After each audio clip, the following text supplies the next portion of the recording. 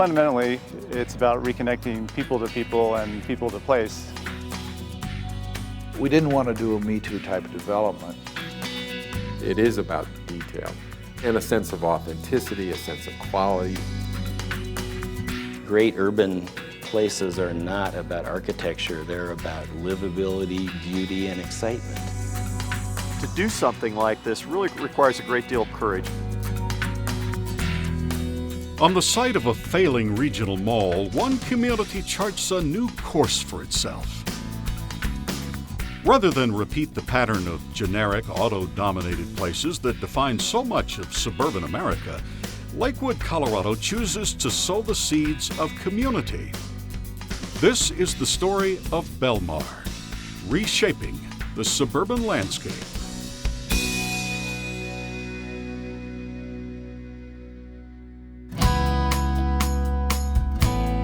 In the early 1900s, Lakewood was an area of rolling hills and farmland where Denver's wealthy were building rural estates. Among them was heiress May Bonfils, daughter of Frederick Bonfils, founder of the Denver Post. In the 1920s, she assembled several hundred acres of land and built a lavish mansion modeled after Marie Antoinette's home in Versailles. She called this outpost of elegance Belmar. In the 1960s, developer Jerry Von Frelick leased a portion of the estate to create one of the pioneering shopping malls in the western United States.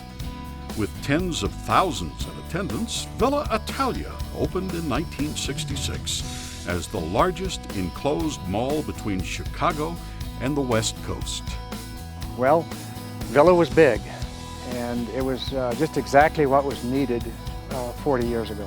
In its inception, it was really a community center that everybody just loved and congregated at. Villa Italia was the identity of Lakewood. I actually opened that mall as a young man with the JCPenney company, and so I have a lot of soul, if you would, within the Villa Italia. Over time, Lakewood evolved to become one of Denver's largest suburban communities and was formally incorporated in 1969. The Belmar Mansion was ultimately demolished, and a portion of the estate became the premier open space in Lakewood's park system, Belmar Park. Later, a new civic center for the community was created on land just north of the park. As for Villa, it had become an enormously successful shopping center and stayed that way for nearly 3 decades. But things had started to change, and by the early 90s, the signs of decline were obvious.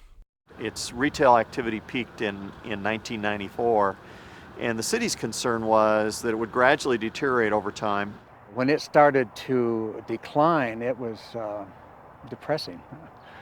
Actually, it was devastating. We'd have a store leave and not come back, and then another. Lakewood was at a crossroads. It was now the 4th largest city in Colorado, but the mall, its commercial heart, was becoming obsolete. Attempts to re-energize Villa proved unsuccessful, and Lakewood began aggressively seeking an answer to its growing problem.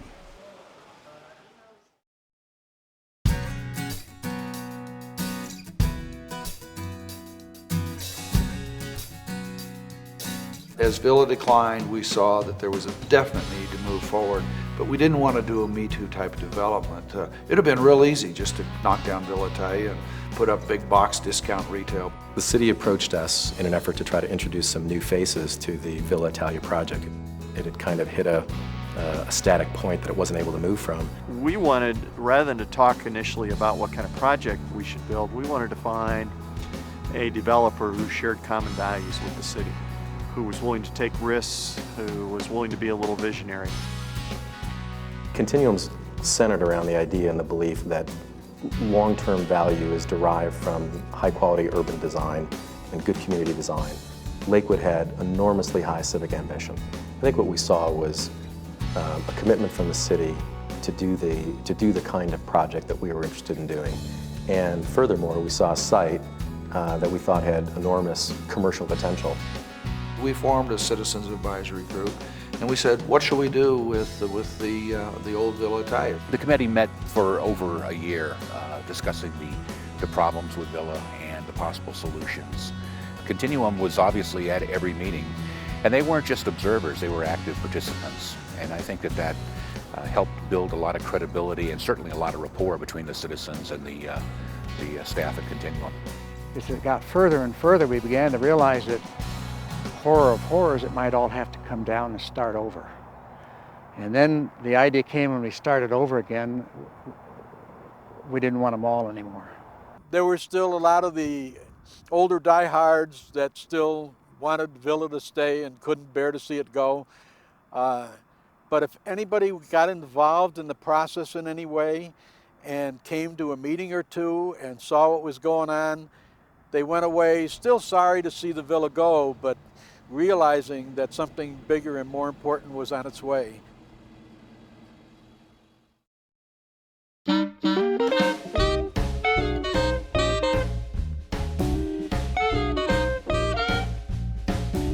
More than a year of collaboration between Continuum and the community resulted in a very different vision for the future of the Villa Italia site. It was a vision that accommodated the automobile, but put the pedestrian first. It included a true diversity of uses. It organized day and nighttime activity around a public realm of parks, plazas, and streets, rich with pedestrian amenities.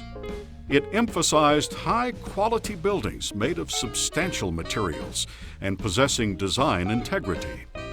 It was a vision of an urban mixed-use district that would instill a sense of pride and identity within the people of Lakewood, a true downtown for the community and the entire west side of the metro area.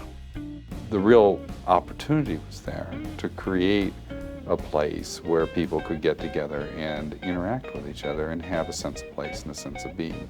That sense of place is really missing in suburban communities, and we're going to create that not in an artificial way, not in a Disneyland or Universal Studios way, but in a real way. Lakewood's an evolving community, and what the community wanted from this site was changing. It wanted more than what a mall could provide. You needed the energy of a variety of uses, not simply a shopping center. The mixed use, the urban design, having an opportunity to have a place where you could shop and you could live and you could also work was just a very exciting concept for our citizens.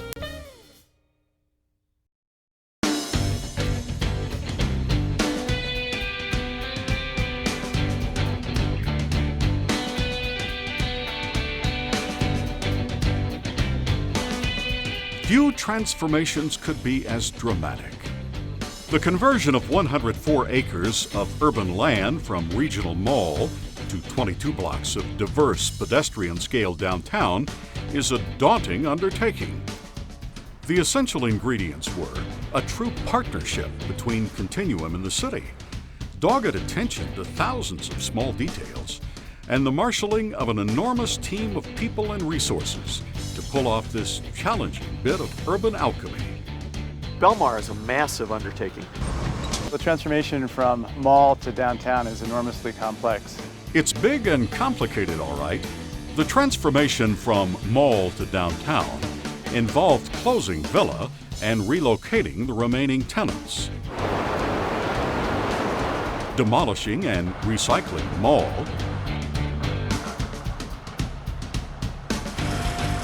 engineering a whole new infrastructure, designing dozens of buildings, securing hundreds of approvals and agreements, and putting together a complicated financing structure. This was a great big deal for the Denver market. We actually closed $250 million worth of financing in one day, which is the largest amount I've ever been involved with. And I think for most of the people who had a piece in this financing of the project, it was the biggest thing they'd ever been involved in. A team of architects and designers was selected that understood what makes a successful urban street environment. The opportunity here was to come into a place that really had all of the surround of a city but had no center, and to replace Villa Italia with a real center, with a real pedestrian environment. There has been that commitment to quality here that's really, it's wonderful and it's unusual. And an architectural control committee met regularly to review every building, storefront, and sign. Each member of the ACC has a very particular understanding of urban design, of landscape design, of architectural quality, but the key was coming together into a larger understanding of what are the components and the pieces of a downtown. Ultimately, an army of construction professionals was mobilized to translate this vision into reality.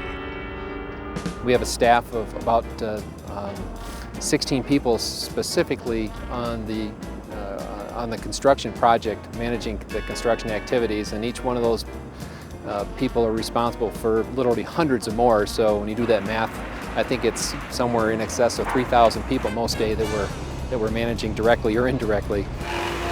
This project is very difficult because it is complex and because it's so diverse. There's very little repetition in anything we do here. Every building is unique, every building material is different, every detail is unlike the previous one, and that goes to the authenticity, I think, of the development. I became the new mayor of Belmar is what I did. Being that I think I'm pretty much intimately involved in every square foot of the whole project. Huge ant farm right now, huge ant farm with lots of little ants scurrying around. Most of them know where to go, some of them don't, and we just try to keep our eye on everyone and keep them moving in the right direction. It's building, it's happening, and every now and then when all the dust clears and everybody goes home and you can take a quiet walk around the street, around through the blocks, you look up and you're just amazed at what we're doing. So it's quite the accomplishment. I definitely feel like I've been a part of this project or a team member, and I think that is due largely to the response from the development team to us. They really listen to us and include us, and we really feel like we're valued as part of this project. As a community member and also a citizen of Lakewood, I already brag about being involved in the project, and I am excited and happy to be involved. There's just such a sense of pride and ownership, even on our part, and just accomplishment, and it's just so exciting to see this all come together.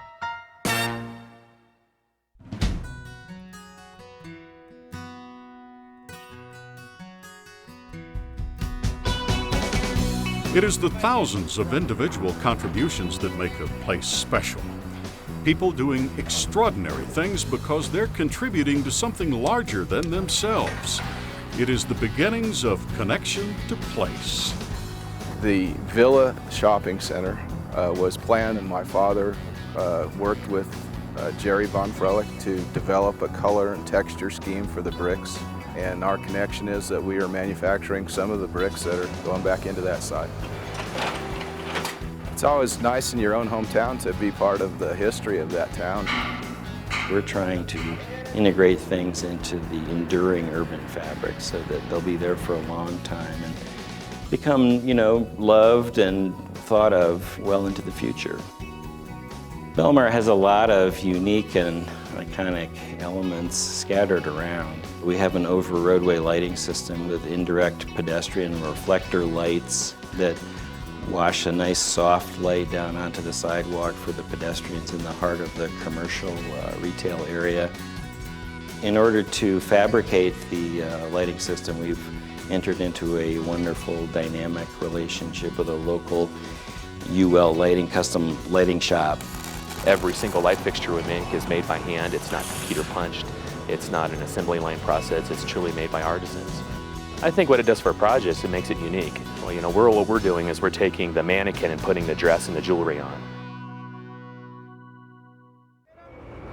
The bricks and mortar are essential, but they're only part of the story. It is ultimately people who breathe life into the vision, who make it their own and become its stewards. This goes upstairs, freight elevator. What I'm going to be doing, two locations. One is going to be a restaurant. Then we're going to do a wine bar called Lakewood. I really like to do restaurants that are real neighborhood-oriented, upscale but comfortable, where you feel good about going out and you feel good about going there several nights a week. You know, they're really doing something, creating a special environment, and I'm excited to be a part of it. I'm very pleased to be moving in, obviously. we had a number of choices. One of the biggest challenges we have in this market is attracting talent and attracting hip, trendy talent. And I think being in this area, in this development, will allow us to do that. We're buying a one-bedroom loft unit that is a loft-style condominium. We've been 100% sure that we wanted to be in Belmar. Everything about it is just fabulous. The whole design, the concept, the whole look of the area. It's the new downtown Lakewood. The fabric of a community requires more than commercial activity. Belmar will also be home to a variety of cultural, artistic, and educational resources. We're giving people a forum to discuss ideas, to have art in common, to be able to create a community around that higher purpose.